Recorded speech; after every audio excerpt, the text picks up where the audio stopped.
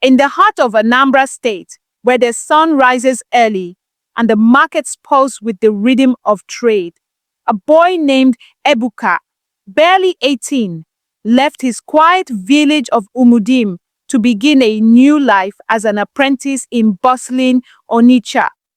Ebuka was tall, charming, and sharp-witted, the kind of young man many elders said had star written in his destiny.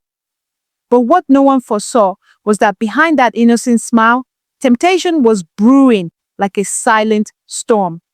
Ebuka was placed under the mentorship of Mr. Anayo, a successful electronics dealer known for his discipline and sharp tongue. Mr. Anayo had one daughter, Chidinma, 17, soft-spoken, beautiful, and secretly curious about the outside world.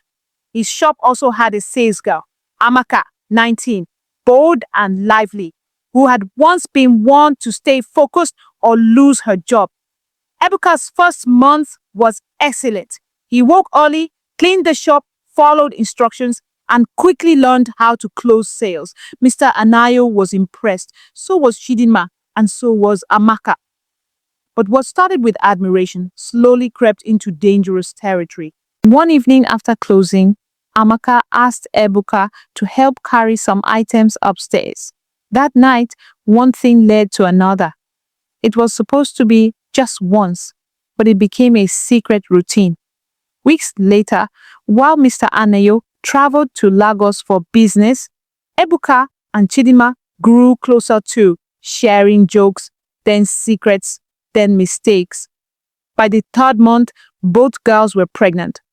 When the truth broke out, the house turned to chaos. Mr. Anayo, in shock and rage, threw Ebuka out. Neighbors whispered, friends distanced themselves, and the news spread like wildfire.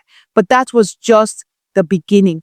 Ebuka returned to Umudim with shame written all over his face. His parents, Mama Neka and Papa Ogbona, were humiliated. They begged for forgiveness from Mr. Anayo's family and sent Ebuka into early farming and prayers. But in the quiet of the village, Ebuka's trouble didn't stop. Girls from nearby compounds, Ngozi, Ujunwa, Adaora, and even the catechist's niece Blessing became new friends. Some said he had sweet words. Others believed he was using juju. But whatever it was, within another 2 months, 7 more girls confessed they were pregnant, bringing the total to 10. The matter caught the attention of Mrs. Ifi Obinabo, the Anambra Commissioner for Women and Social Welfare. During a live social media broadcast, she said, "This is no longer a personal issue. This is a community crisis. I want advice from the public because this one is beyond my capacity." People called for spiritual cleansing, while others demanded counseling for both Ebuka and the girls. Ebuka was summoned before the village council. With 10 families affected, tempers flared.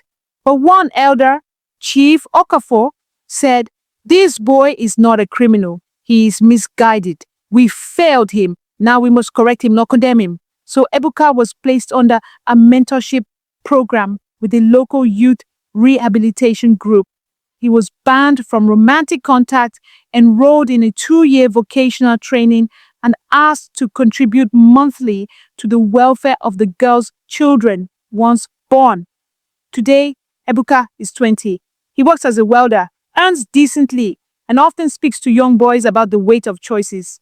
In an interview with a local radio station, he said, "I thought I was a man, but I was just a boy playing with fire. If not for grace, I'd be lost today. I carry my mistakes as scars and lessons." Sometimes, the strongest stories aren't of fame or glory, but of a fall, a lesson, and a rise from the ashes. Ebuka's story isn't just about scandal. It's about the power of choice, the danger of freedom without discipline, and the hope that even the worst mistakes can be a stepping stone to a better life, if only we learn. Thank you so much for your time. If you enjoyed this story, please don't forget to like, comment, and subscribe to the channel for more relaxing bedtime stories. Your support means a lot and helps us keep creating more for you. Sweet dreams. and stay safe.